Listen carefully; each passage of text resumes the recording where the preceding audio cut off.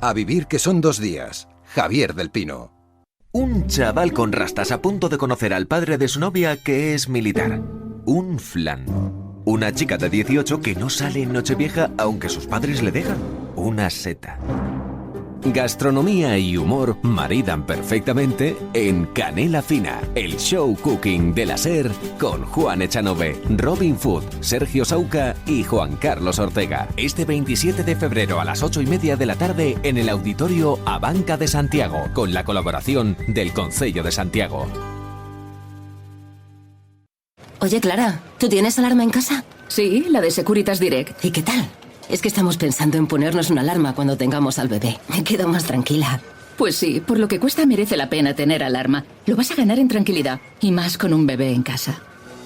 Protege tu hogar con la alarma de Securitas Direct con detección anticipada. Llama ahora al 900-113-113 o calcula online en securitasdirect.es.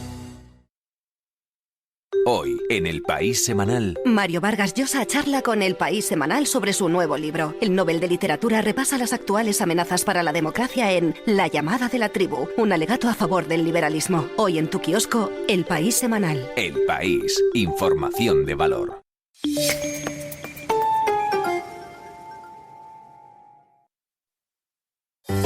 Sigue a Vivir que son 2 días en las redes sociales. En Twitter, @avivir.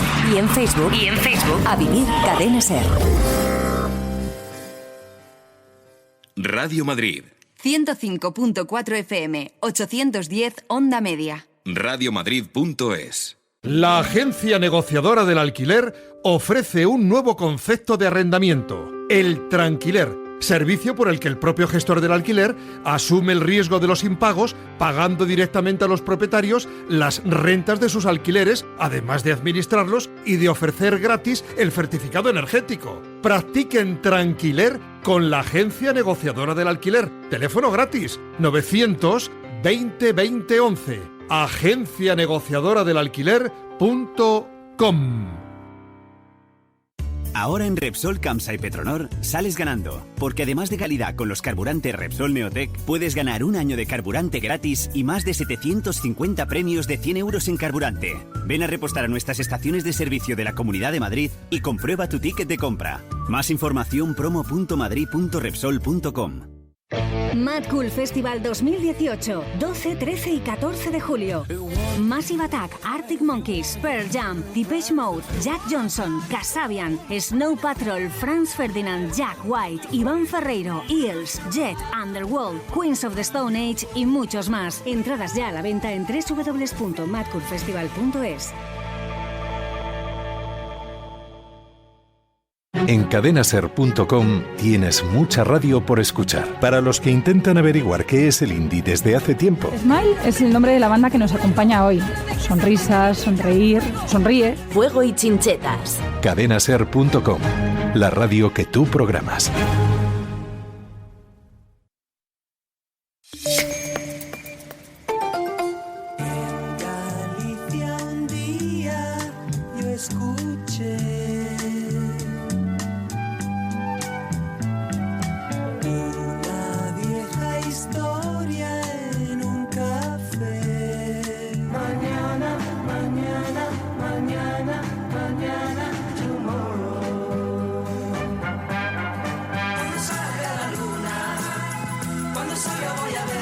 Pero qué buenos eran los grupos españoles de los 60.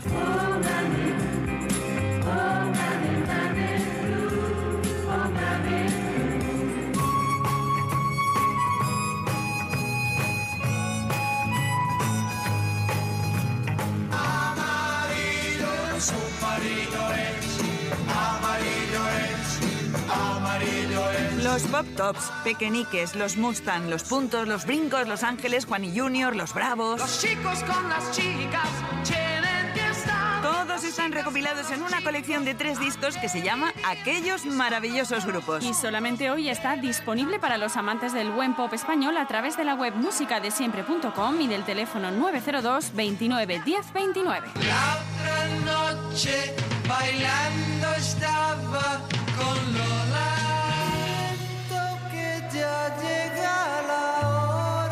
Pero Pero como decían los módulos, todo tiene su fin y hoy es el último día que podrán conseguir estos 3 discos al precio de 33 € más gastos de envío en la web musicadesiempre.com o en el 902 29 10 29. Yo sé que me quieres cantar.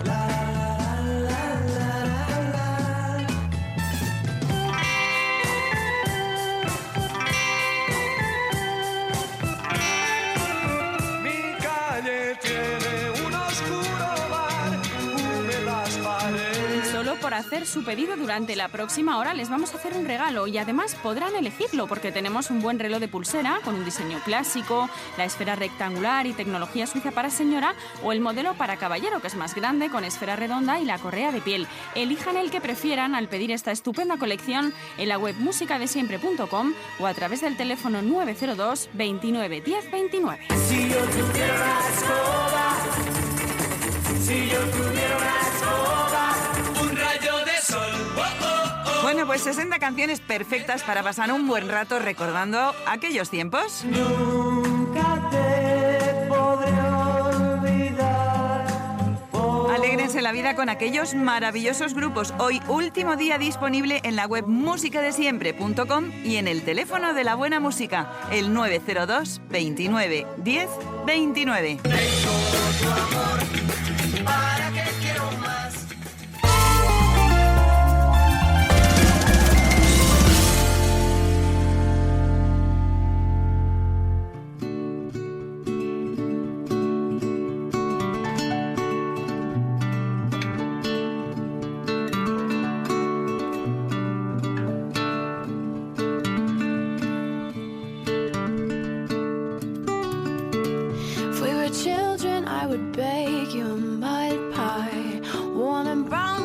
Sun. Never learned to climb a tree, but I would try just to show you what I'd done. Oh, what I wouldn't do if I had you, babe. I had you. Oh, what I wouldn't do if I had you, babe.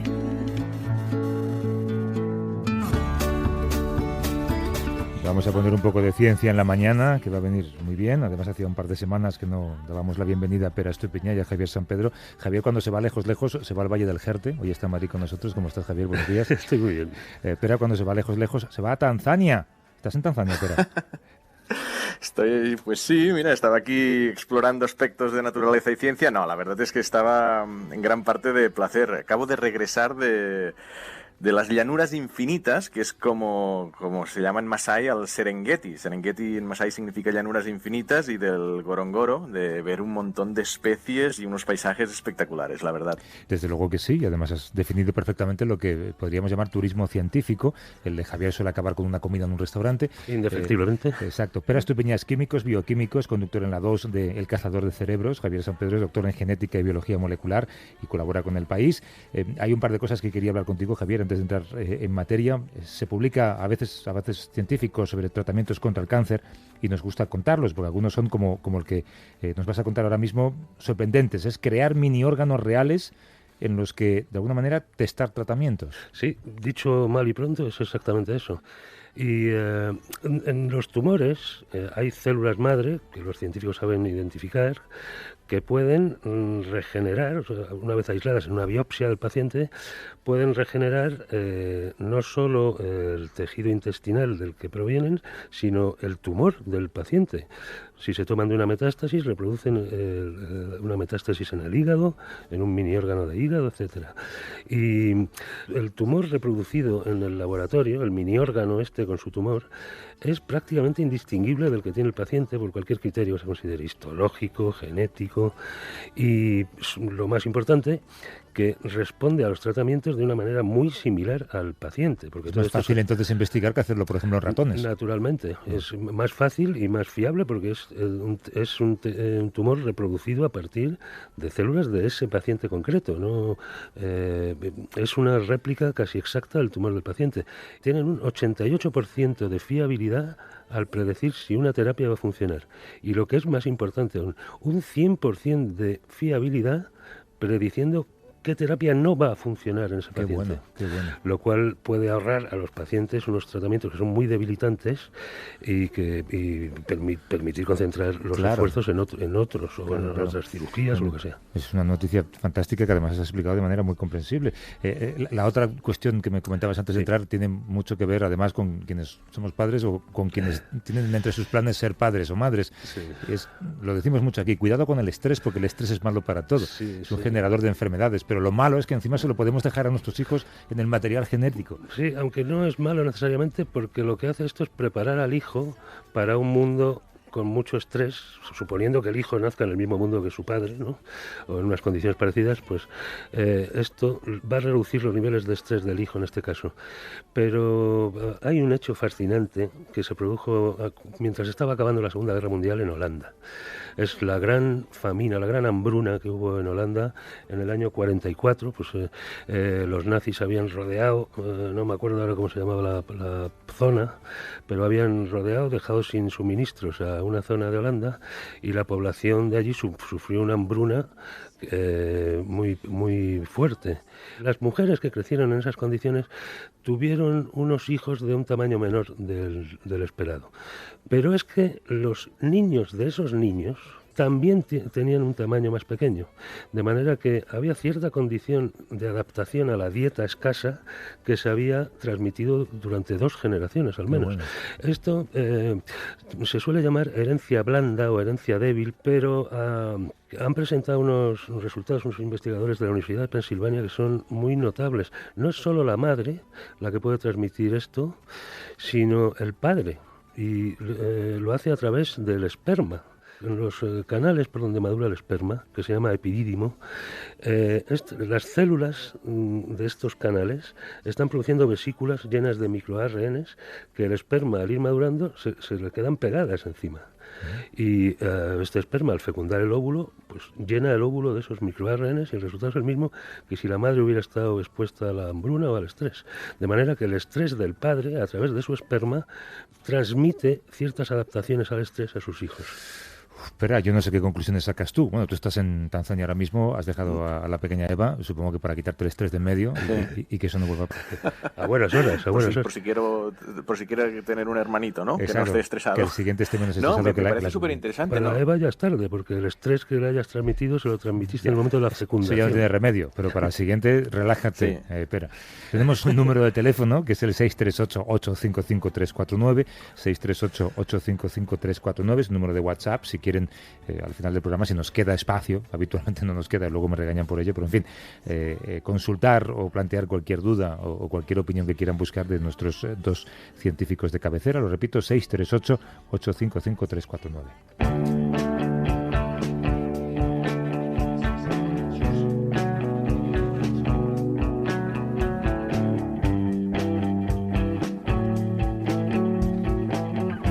A menudo nos gusta hablar del futuro de la ciencia y de lo lejos que conseguiremos llegar gracias a la tecnología, pero para entender cómo somos y cómo hemos llegado hasta aquí, también hace falta echar la vista atrás, como sugería antes Pera, desde Tanzania. Hoy queremos hablar del pasado, de un estudio que ha publicado esta semana la revista Science. Es un trabajo que demuestra que el origen del arte es bastante anterior de lo que pensábamos.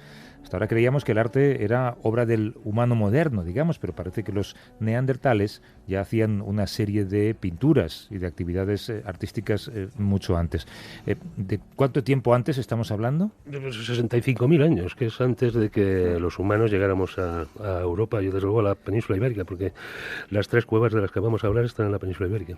Y a mí esto me deja planchado, porque hay mucha gente que pensaba, yo entre ellos, que si hay una manifestación que nos revela que la humanidad actual había llegado a su cerebro maduro hace unos 40.000 años o 30.000 años, eran las cuevas de Altamira y las de Lascaux en Francia, ¿no? Es que quien vea esos bisontes, esos caballos, esos renos, no puede eludir la impresión de que ya está frente a un ser como él, ¿no? Como él mismo. Y esto me ha dejado plisado porque, claro, hace 65.000 años no había Homo sapiens en la península ibérica. Claro. Y lo único que había eran neandertales, de manera que todas estas manifestaciones han tenido que ser obra de de artistas neandertales. Y esto realmente es un notición, vamos. No, esto podría convertirlas en igual estoy exagerando, pero de las pinturas rupestres quizás de las más importantes o más significativas del planeta. Estábamos hablando de esas huellas que marcaron que hubo un bipedismo, y ya estas pinturas implica que tenían unas capacidades cognitivas y de abstracción pues muchísimo mayor de las que algunas se sospechaban ya, pero esto es la prueba definitiva de que las tenían. Sí, realmente sí. Me he quedado con una frase que decías antes, Javier, que me está haciendo pensar esto de que el arte nos define un poco como especie, el nacimiento del arte. Me pregunto entonces, ¿el nacimiento de la censura al arte nos define como qué? Somos la misma especie, la que hace el arte y la que lo censura. Nos vamos hacia atrás. Somos los mismos. Es un estudio que se ha hecho en 3 cuevas españolas, salvo que alguien haya descolgado las pinturas y ha dejado otra vez la pared de la cueva virgen. Entre los descubridores hay varios científicos de este país. Uno de ellos es Marcos García Díez, que es profesor e investigador de la Universidad Isabel I de Burgos. Nos está escuchando desde allí. ¿Cómo estás, Marcos? Buenos días. Hola, buenos días. Cuéntanos exactamente qué es lo que habéis podido observar en esas cuevas. ¿Qué tipos de dibujos son? No sé si incluso si llamarlo dibujos es usar una palabra equivocada. Bueno, lo primero decir que no las hemos descolgado en ningún sitio, ¿eh? Estaban allí, siguen ahí, ¿no? Siguen allí y estaban allí. Ha habido presiones. A alguien se le ocurrirá hacerlo, no te Cuando preocupes. nosotros fuimos ya estaban allí.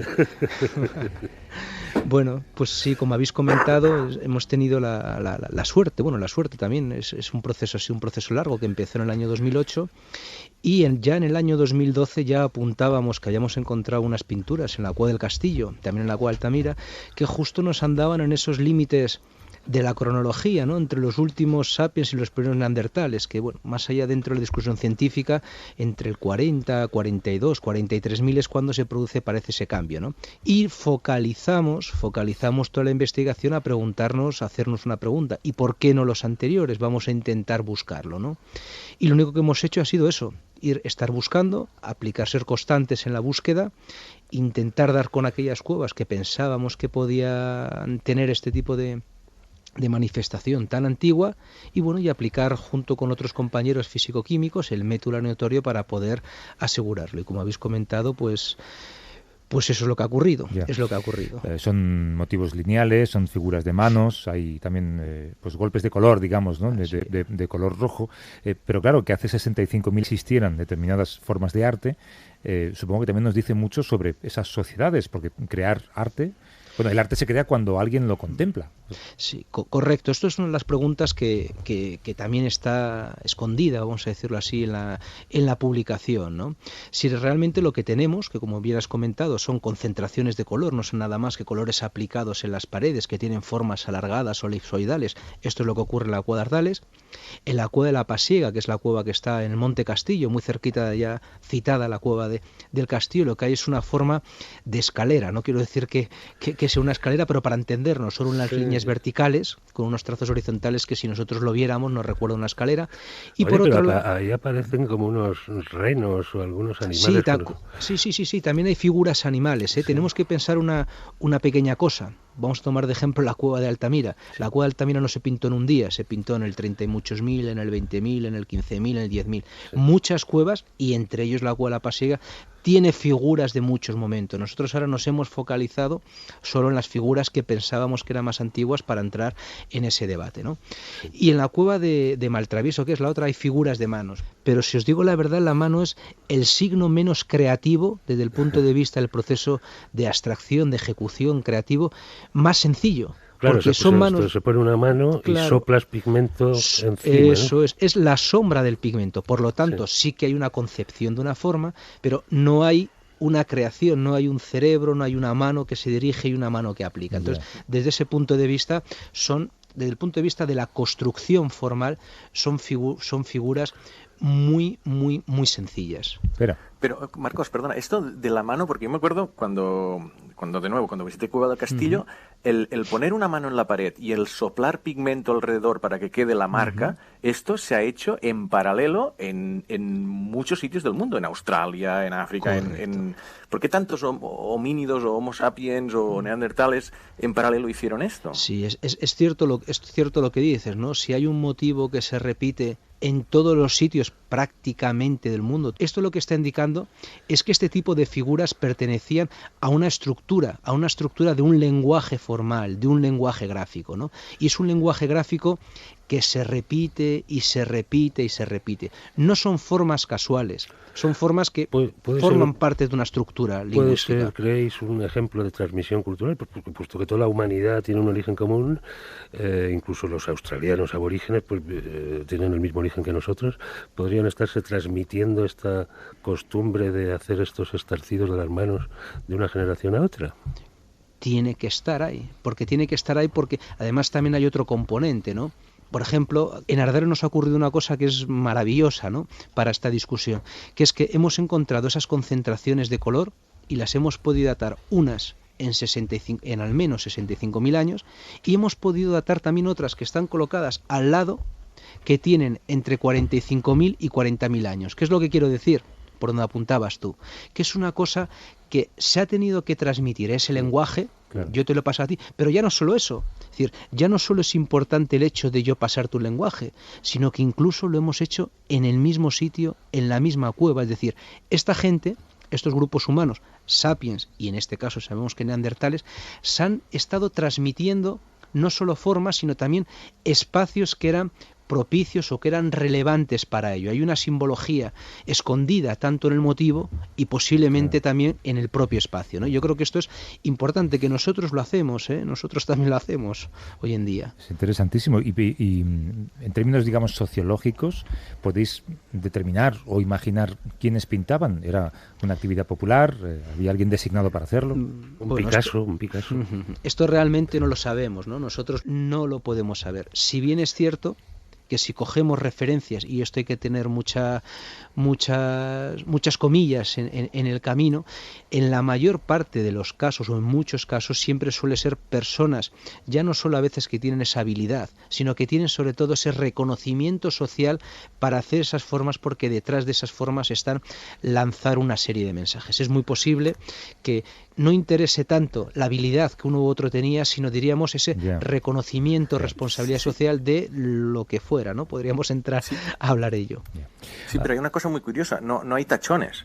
O sea, las pinturas rupestres parecen como no perfectas en sí, pero están muy bien hechas. O sea, tiene que ser alguien con sí que tiene que ser un elegido. Es como si se entrenaran quizás, porque además entran muy adentro de la cueva. No es que entras en una cueva y pintas algo, no, te vas hasta adentro como si fuera un templo, como si fuera una catedral, y dibujas algo muy bien hecho. No se encuentran tachones en las pinturas rupestres. Eso es muy curioso también. Esto es absolutamente verdad, ¿no? Las pinturas que al menos nos han llegado a nosotros hasta ahora, es decir, que parece que ha habido, igual se han hecho pinturas en árboles, en el suelo, etcétera, que seguro que las harían, pero al menos las que nos han llegado a nosotros, que han perdurado en el tiempo, y igual por eso también las hacían en las paredes de las cuevas, en entornos más protegidos, etcétera, esas que nosotros hoy en día las vemos como definitivas, porque nos han llegado a nosotros, encontrar una rectificación, que las hay algunas, es prácticamente raro, no, más que excepcional. Por lo tanto, como apuntas, quien las ha hecho igual no solo tenía esa responsabilidad o ese reconocimiento social, sino que también tenía esa mano y tenía que hacerlo bien hecho para como lo entendían ellos. Y si no, se lo comían. Bueno, esto no lo sé. Tampoco podremos saberlo. No lo sé. Pero yo no sé en el futuro, Marcos, después de haber descubierto algo así, ¿cuál es el siguiente paso? ¿Esperáis encontrar, algo? Sí, nosotros el siguiente paso, o los siguientes pasos, lo que abre esta investigación son nuevos caminos, ¿no? Uno, además, pensamos que lo que hemos encontrado no es algo excepcional en términos evolutivos, en términos prehistóricos, ¿no? Sino que es una acción reiterada. Tendremos que calibrar cuál es la densidad que existe y también el territorio, toda la geografía por la que podamos encontrarlo. Y como los neandertales estuvieran 200.000 años en Europa, cabría esperar quizá encontrar ejemplos más antiguos aún, ¿no? Esperemos. Sí. Esperemos. Dale tiempo y dinero. Que siempre hace falta dinero, así es, financiación. Marcos García Díez, que es investigador en la Universidad Isabel I de Burgos. Marcos, mucha suerte, y cuando descubráis algo, aquí estamos para contarlo. Un abrazo. Muchísimas gracias a vosotros y gracias por todo. Hasta luego. Y queda tiempo para una llamada que es Jesús de Barcelona. Jesús, ¿cómo estás? Buenos días. Buenos días, bien.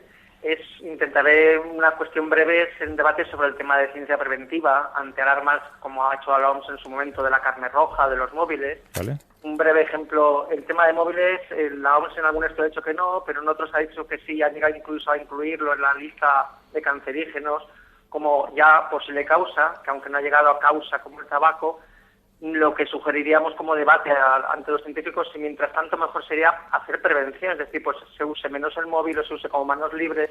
La importancia es que seamos preventivos y no solamente como no hay una alarma confirmada no digamos nada. Ya. No sé si se podría debatir esto. Bueno, yo se lo planteo, tanto como debatir no lo sé, pero gracias por el planteamiento, Jesús. Un abrazo. Muchas gracias. Pera tiene una información muy reciente sobre esto. Sí. Sí, bueno, creo que lo citamos hace un par o tres de semanas en este programa, que uno de los estudios más grandes que se había hecho hasta el momento, con dosis mucho más elevadas de las normales, en ratas sí que había visto algún pequeño efecto negativo. Esto no entiendo que la parte de intentar ser muy cautos y hacer mucha prevención, pero la verdad es que sí que es algo que indica que se debe vigilar, se debe controlar un poco más, pero de momento la mayoría de estudios lo que transmiten es que para el humano, a las dosis que estamos expuestos, no hay no hay ningún efecto. Entonces tampoco puedes hacer prevención de todo, porque es que al final no haríamos nada. Nos saldríamos de casa, pero si nos cae una teja encima. No, y en casa, claro, la mayoría de los accidentes ocurren dentro de casa. Y no hablemos de los microondas, algún día hablaremos de los microondas. Hablaremos de los microondas. Javier San Pedro en Madrid, pero venía en Tanzania, y ahí seguirá la semana próxima, además con un invitado al que esperamos escuchar. Un abrazo, Pera. Javier, hasta luego. Un abrazo. Venga, hasta luego.